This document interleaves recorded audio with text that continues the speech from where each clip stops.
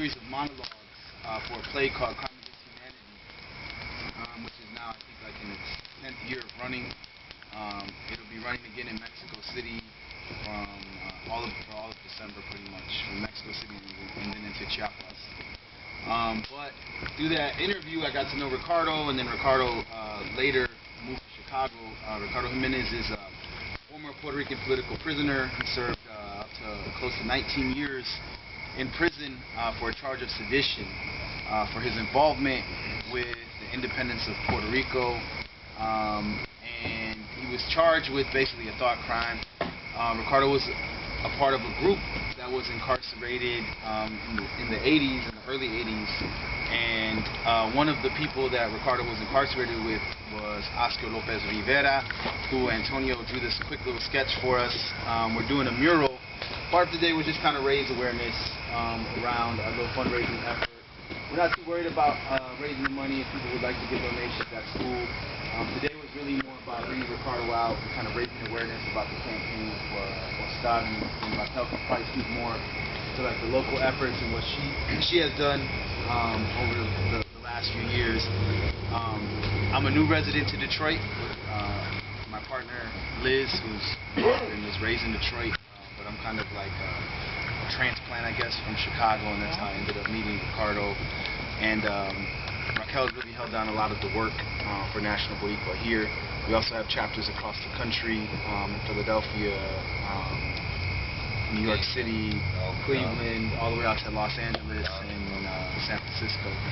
So I guess today was kind of like just a more informal space. We have some young people from Chicago over here with us, a young person from Saginaw, Darius, and then we have some of the Detroit brothers and sisters here.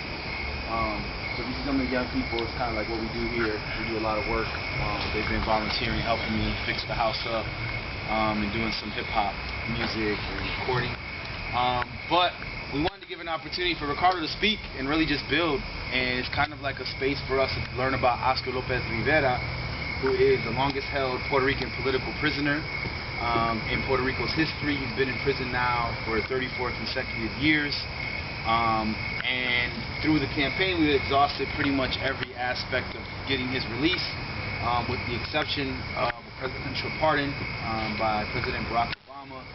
And so part of our work is raising consciousness and putting pressure on the U.S. government to release Oscar.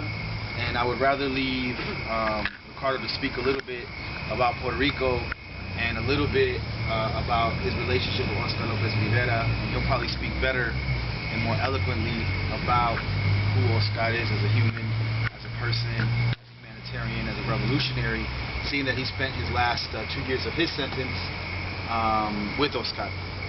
So Ricardo, in our play Crime Against Humanity, actually there's a scene where he has to physically leave Oscar and walk out with Oscar's blessing, but you can imagine you're going to prison with someone, and after serving 19 years, you have the option to leave, and he's telling you to leave, which is the right decision, but still you have this feeling that you don't want to leave, and so there's this tension.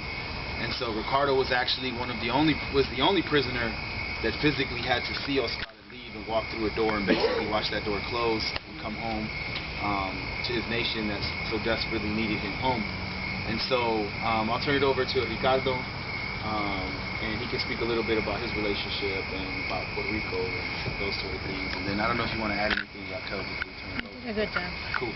I talk a lot and I got a little bit of juice in me, so that's what I get paid to do. So I'm going to turn it over to Ricardo, and then we'll watch a preview of a short film called Blood Dries Black, because on September 23rd, which is Grito de Lares, is also the 10th anniversary of the assassination of Ojeda-Rios, who was a part of a group called the Macheteros, which is a revolutionary group in Puerto Rico. He was assassinated in 2005, so in your lifetime as young people, it was, well, I don't know about you, what year were you born? Okay, yeah, so 2005. He was 6 years old. So, where they shot they count about 197 bullets shot into his home. There's a debate that it might be 205, but either way, that video will show in a little bit, because it is the 10th anniversary of his assassination by the U.S. government, which just happens to be on the day that Puerto Ricans celebrate their birth as a nation, their birth as a country. So it's not really necessarily a coincidence. So with that, let's give a round of applause for Ricardo Jimenez.